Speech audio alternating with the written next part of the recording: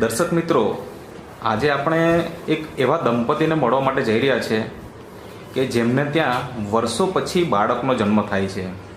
આજે એક આવી સમસ્યા, નિઃસંતાન દંપતી આજે દિવસે ને દિવસે એની સંખ્યા વધતી જ જાય છે. શું કારણ હોઈ શકે એનું? એક જ કારણ છે સૌથી મોટું, અને એ છે આજનું હવા, પાણી અને ખોરાક એ પ્રદૂષિત થઈ ગયો છે. અને એના કારણે આજે જે શરીરને પોષણ મળતું નથી, અને એના કારણે આજે સંતાન પ્રાપ્તિ જેવી સમસ્યાઓ વધવા લાગી છે. તો આપણે આ દંપતીને પાસેથી પરિચય જાણીએ કે એ લોકો અત્યારે હાલમાં વ્યવસાય શું કરે છે અને એમને ત્યાં કેટલા વર્ષ પછી આ સંતાન આવ્યું છે. તો સૌથી પહેલા સાહેબ તમારો પરિચય આપો. મારું નામ રમેશભાઈ હરિભાઈ પટેલ ઓવાડા. રમેશભાઈ હરિભાઈ પટેલ ઓવાડા. એટલે તાલુકો કયો? વલસાડ. વલસાડ.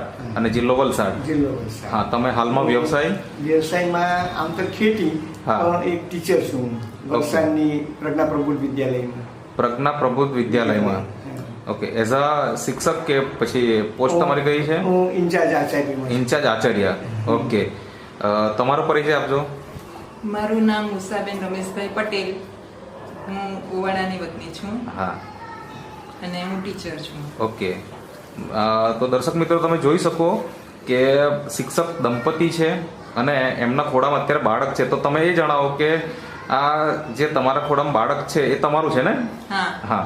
કેટલા માસ થયા બાળકના? 5 માસ 13 દિવસ. 5 માસ અને 13 દિવસ. તો મને એ જણાવો કે તમારા લગ્ન કયા વર્ષે થયેલા? 2000 ઓકે. તમારા લગ્ન 2000ની સાલમાં થયેલા. અત્યારે ચાલે છે 2021. બરાબર. એટલે કે તમને 20 વર્ષ પછી સંતાનની પ્રાપ્તિ થઈ. બરાબર. તો તમે એ જણાવો કે આ 20 વર્ષ દરમિયાન હવે કોઈ પણ સ્વાભાવિક કોઈ દંપતીને આવી સમસ્યા હોય તો કંઈક ને કંઈક સારવાર તો કરાવતા હોય. તો તમે 20 વર્ષ દરમિયાન ક્યાં ક્યાં સારવાર કરાવેલી અને શું શું કરાવેલી એ થોડીક માહિતી આપો સાહેબ.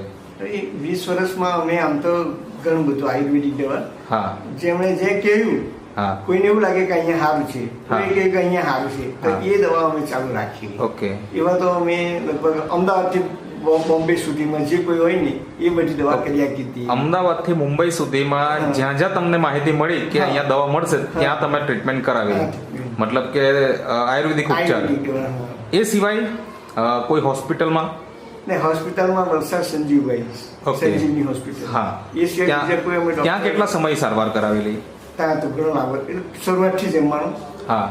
એ વચ્ચે અમે નાટકણીમાં બી ગયા આવેલા. ઓકે. પણ ત્યાં નાટકણીમાં 4 માસ.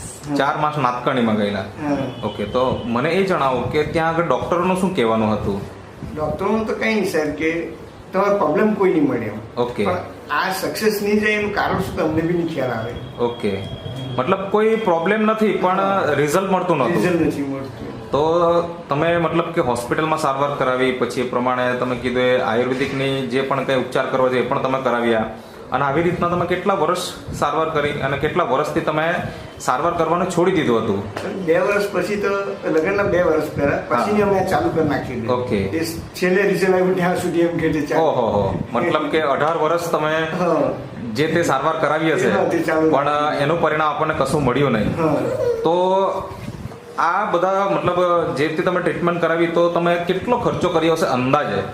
અંદાજે તો લગભગ 3-4 તો ખરા છે, 4ની આજુબાજુ પહોંચી ગયેલા. 3 થી 4 લાખ અંદાજે. વધારે હશે પણ ઓછું તો નહીં હોય. બરાબર. તો જ્યારે તમારે ત્યાં બાળક નહોતું, તમારા મનમાં કેવા વિચાર આવતા? કારણ કે સ્વાભાવિક છે, કોઈ દંપતીને ત્યાં બાળક ન હોય તો એને નેગેટિવ વિચાર આવતા જ હોય છે. તો તમને શું થતું હતું? એટલે એમાં અમે જે અંદરની વેદના છે ને તે બહાર ચહેરા પર નહીં આવવાની હતી એમ. બરાબર. અંદરની જે વેદના એ તો અમે જ સમજીએ એમ કે બાળક રમતું જોઈને ત્યારે આપણે કેવું ફિલિંગ થાય પોતાનું હોય તો. બરાબર છે. એટલે એ રીતનું તો ફિલિંગ તો થતું જ. મતલબ અંદરની વેદના તમારી હતી પણ તમે કોઈને વ્યક્ત નહીં કરી શકતા કે અમને શું વેદના છે. બરાબર છે. કારણ કે એ વેદના કોઈ દૂર કરી શકે એવું હતું તો નહીં. બરાબર છે. હવે તમે જણાવો કે તમારે ત્યાં અત્યારે તો આ બાળક છે, શું નામ રાખ્યું? કઈ નામ? આહાન. ઓકે. વધારે ગમતું છે. મતલબ હજી રજીસ્ટ્રેશન કરવાનું બાકી છે પણ આહાન નામ તમે અત્યારે રાખ્યું છે. બરાબર છે. તો અત્યારે તો તમારા ઘરમાં કહેવાય ને કે ખુશીઓ આવી ગઈ છે ખુશી. 20 વર્ષ પછી અને બાળક પણ એકદમ તંદુરસ્ત છે. તો તમે એ જણાવો કે આ બાળક જે તમારે ત્યાં અત્યારે આવ્યું છે તો તમે એવી તો શું ટ્રીટમેન્ટ કરાવી 20 વર્ષ પછી કે જેનાથી આ બાળક આવી ગયું એ થોડીક માહિતી આપો. એ અમે છે ને હવે આ અમારા અરવિંદભાઈ એટલે અમારા જીજાજી હા, એમની ઘરે ગયા અમે. અહીંયા જે આપણા બાજુમાં બેસેલા છે હા. આ અરવિંદભાઈ, હા હા, એ તમારા જીજાજી થાય. જીજાજી. ઓકે, એમને ત્યાં ગયા. હા, એટલે ચર્ચા થઈ એમાં હા. કે તમે આ એક દવા છે હા, તો ટ્રાય કરો એમ. ઓકે, તમે જુઓ તો ખરા રિઝલ્ટ શું મળે તે એમ. હા. એટલે અમે થોડીક દવા વિશે માહિતી બી આપી કે આ હા. દવાથી આ થાય આ થાય. હા, તો કે ચાલો નહીં આપણે કરીએ એમ. હા, તો અમે એ દવાની પછી નિલેશભાઈને વાત કરી અમે ચાલુ રાખી દવા. હા, એટલે પછી અમારો જે મેઇન જે પ્રોબ્લેમ હતો ને હા. એમાં એને ડેટ ઇરેગ્યુલર.